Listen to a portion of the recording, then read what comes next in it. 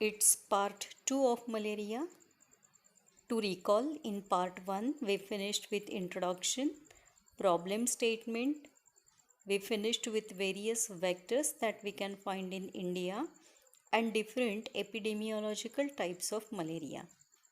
In this part, we will discuss in detail agent factor, and our main objective will be to understand life cycle of malarial parasite. Epidemiological determinants. As you all know, under this heading, we study agent factors, host factors, and environmental factors. But in this part, we will study only agent factors. There are different types of agent factors like biological agents, physical agents, chemical agents, etc. The agent factors involved in malaria are of biological type. In introduction, we said malaria is protozoal infection. So, malaria is caused by protozoa. What is name of this protozoan?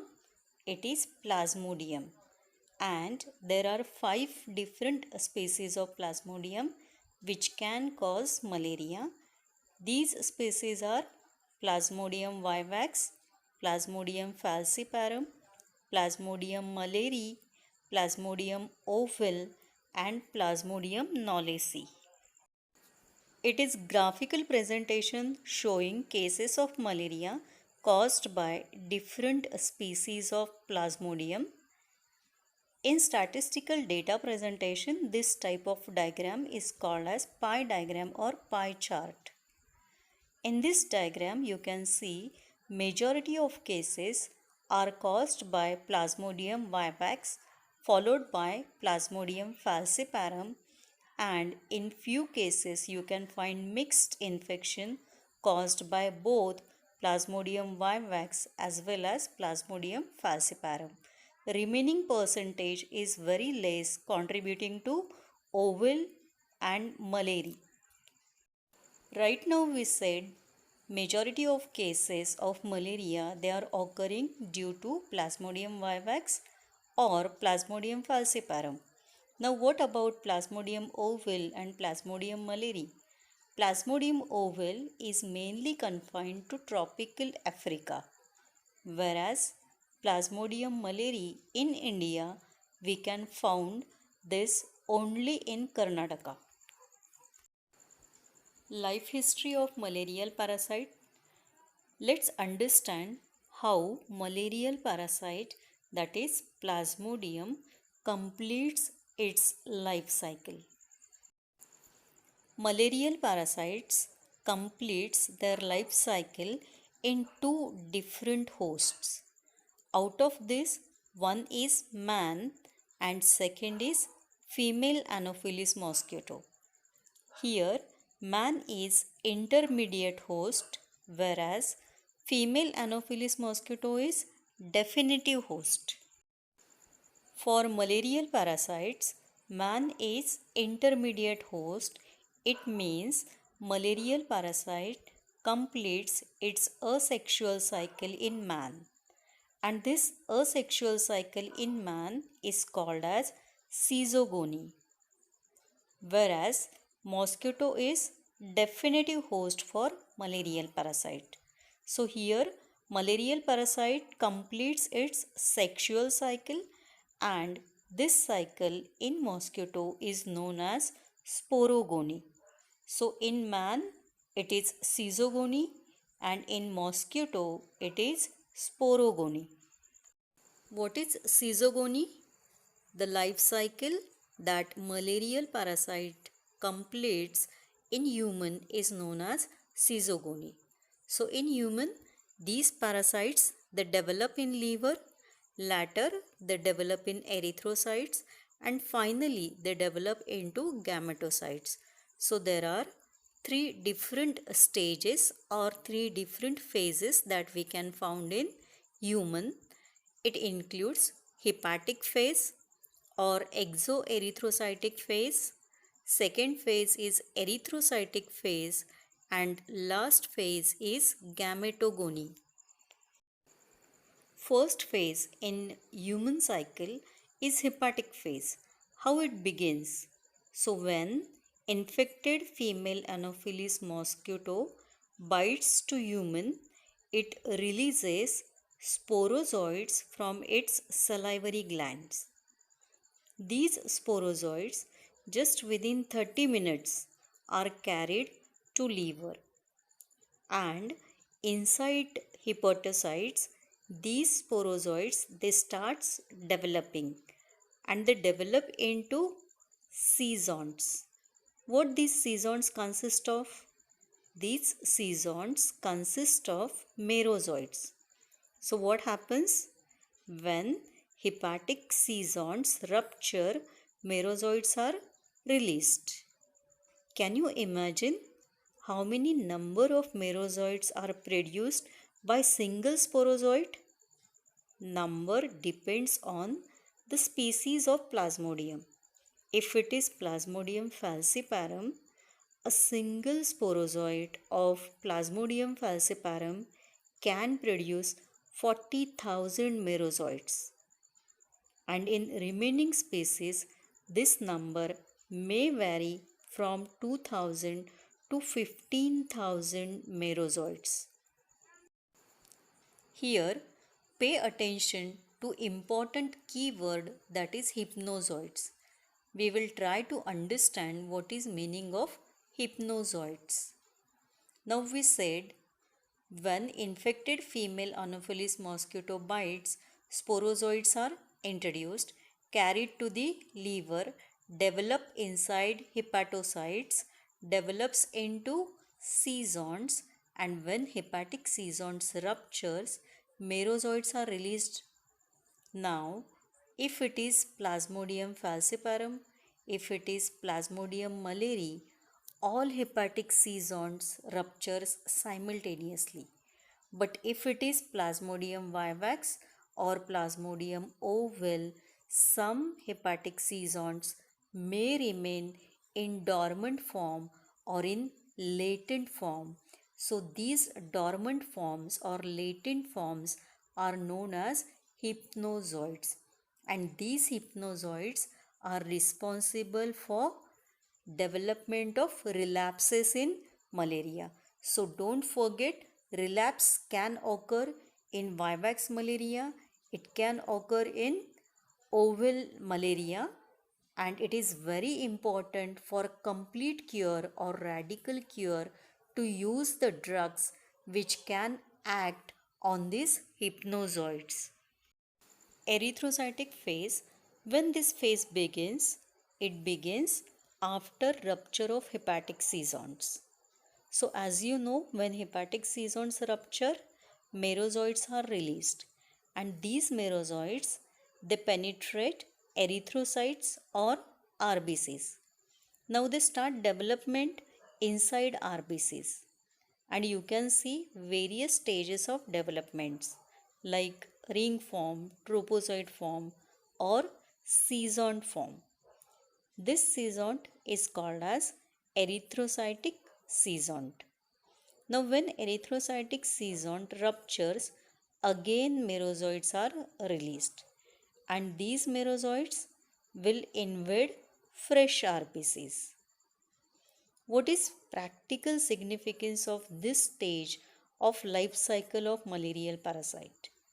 Now when erythrocytic season ruptures, this coincides clinically with the occurrence of febrile paroxysm in patient, and at the same time the classical periodicity that we can find in malaria, it is related to the time duration required for completion of erythrocytic cycle. So this time varies for different species of malarial parasite. For vivax, for ovale, and for falciparum, it is 48 hours. So generally, you can see occurrence of febrile paroxysms on every third day in these types of malaria. Whereas in case of Plasmodium malariae, The time required for completion of erythrocytic cycle is 72 hours.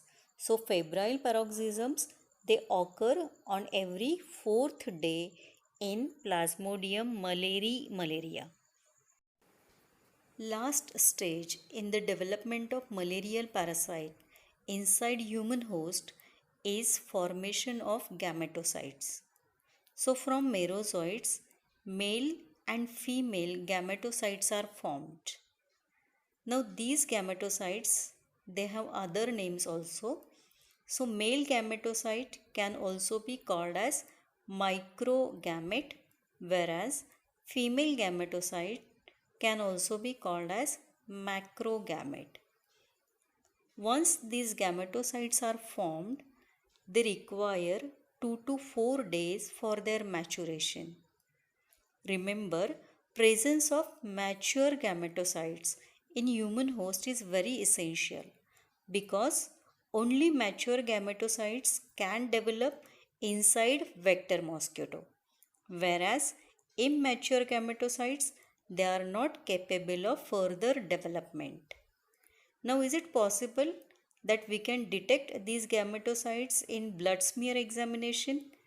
Answer to this question is definitely yes. We can detect gametocytes.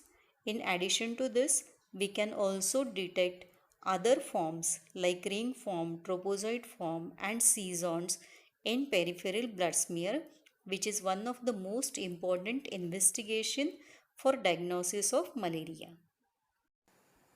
Here you can see infected female Anopheles mosquito biting to a person and introducing sporozoites.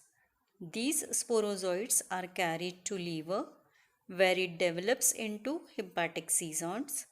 These hepatic seasons ruptures and merozoites are released.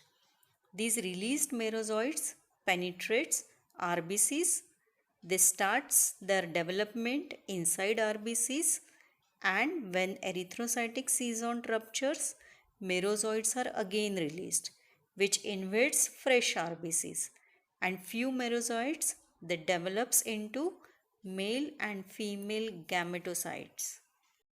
Now, let's see how these gametocytes they develop inside vector mosquito. What is sporogony? It is development of male female gametocytes inside body of vector mosquito, that is female Anopheles mosquito. How this begins? Now, when female Anopheles mosquito bites to a person who is harboring male female gametocytes in circulation, these gametocytes enter inside the body of vector mosquito. Now, after entry, fertilization occurs. There is development of zygote, then there is development of ookinete, and finally there is development of oocyst. Now, when oocyst ruptures, sporozoites are released, and these sporozoites they migrate to salivary gland of vector mosquito. Now, you know that development of malarial parasite occurs inside vector mosquito.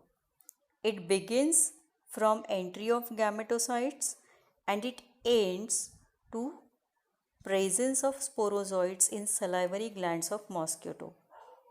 So, the time required for development of malarial parasite from stage of gametocyte to the stage of sporozoid is known as extrinsic incubation period, and this period is about 10 to 20 days.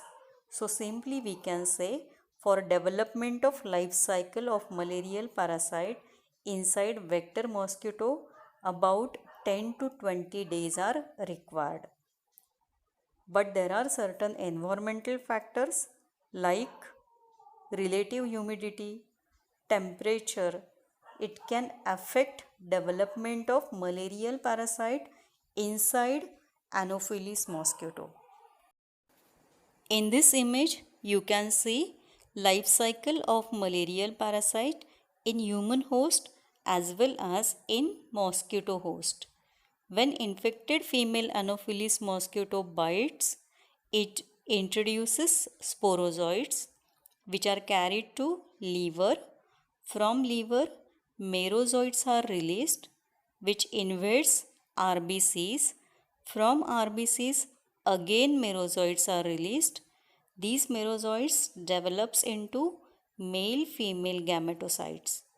Now when another Anopheles mosquito takes blood meal, gametocytes enter inside vector mosquito, fertilization occurs, there is development of zygote, ookinete, oocyst.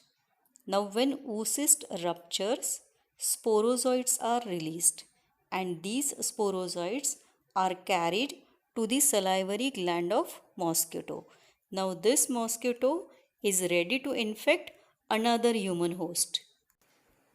This is one more image showing you life cycle of malarial parasite in human and in mosquito. This is just added for better understanding.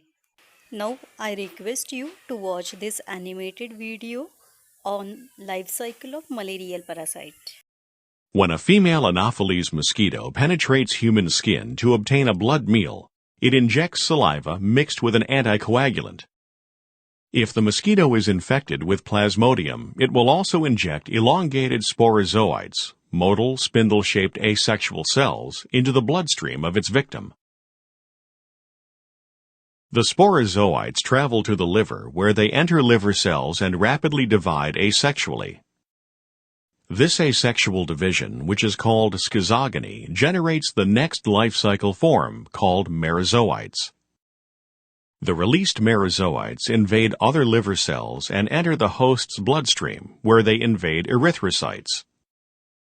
Once inside the erythrocyte, the merozoite begins to enlarge as a uninucleate cell termed a ring trophozoite.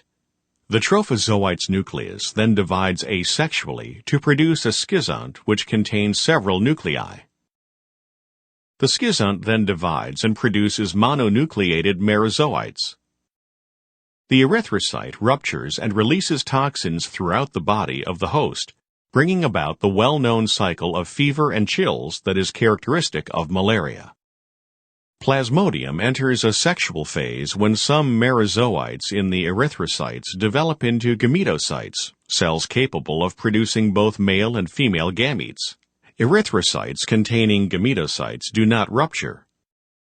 Gametocytes are incapable of producing gametes within their human hosts and do so only when they are extracted from an infected human host by a mosquito.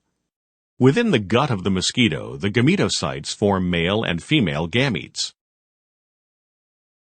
The resultant diploid zygotes develop within the mosquito's intestinal walls and ultimately differentiate into oocysts. Within the oocysts, repeated mitotic divisions take place, producing large numbers of sporozoites.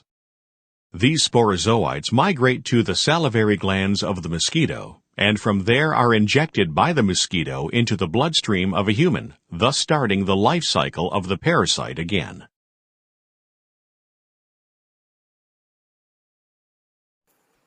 What is reservoir of infection for malaria? In tropical Africa, there is possibility that chimpanzees are a reservoir of malaria infection. But most important reservoirs are human reservoirs. Now in human, to whom we will call them as reservoirs for malaria. So these are those persons who harbors both male as well as female gametocytes in circulation. So presence of only male-female gametocytes is not essential. Whatever gametocytes are present, they must be mature and they must be viable and they must be present in adequate density in circulation. So adequate density is minimum 12 per cubic mm of blood. So all those malaria cases which harbors live, mature, male as well as female gametocytes in adequate quantity are only called as reservoirs. Now if we compare adults and children, children are better carrier of male as well as female gametocytes. So epidemiologically, children are better reservoirs than adults. Once merozoites are released from erythrocytes, these merozoites further develops into gametocytes. In case of Plasmodium vivax, about 4 to 5 days are required for appearance of gametocytes. Whereas in case of Plasmodium falciparum, it takes about 10 to 12 days for appearance of gametocytes in circulation. And all those individuals who harbors male as well as female gametocytes in circulation, they can transmit malaria. How long they can transmit malaria, or simply what is period of communicability for malaria? So this period is as long as the cases of malaria harbors mature, viable male as well as female gametocytes in circulation and in adequate density, that is 12 per cubic mm, they can transmit malaria. The required density for transmission of malaria is only 12 per cubic mm. But during initial period of illness, the density of gametocytes in circulation is very high and it may be even more than 1000 per cubic mm of blood. Can relapse occur in malaria? Yes, relapse can occur in malaria. Do we get relapse in all types of malaria? No. Relapse can occur only in vivax malaria or in oval malaria. It occurs 3 years after primary infection. What is reason for occurrence of relapse in malaria? The reason is presence of hypnozoites. That is, those hepatic seasons which remain in dormant form or in latent form. So these dormant or latent hepatic seasons or hypnozoites are responsible for producing relapse in vivax malaria and in oval malaria. You can see a little bit different picture in malaria caused by Plasmodium malaria. Now in case of Plasmodium malaria, parasitemia can remain for longer period and this parasitemia is at low level. Since it is low level parasitemia, it do not show any signs and symptoms of malaria. This is known as asymptomatic parasitemia. So asymptomatic parasitemia you can find in cases of malaria caused by Plasmodium malaria. So to recall, you can get relapse in vivax malaria as well as in oval malaria. We can get asymptomatic parasitemia in Plasmodium malaria infection and we can get severe and complicated malaria in Plasmodium falciparum.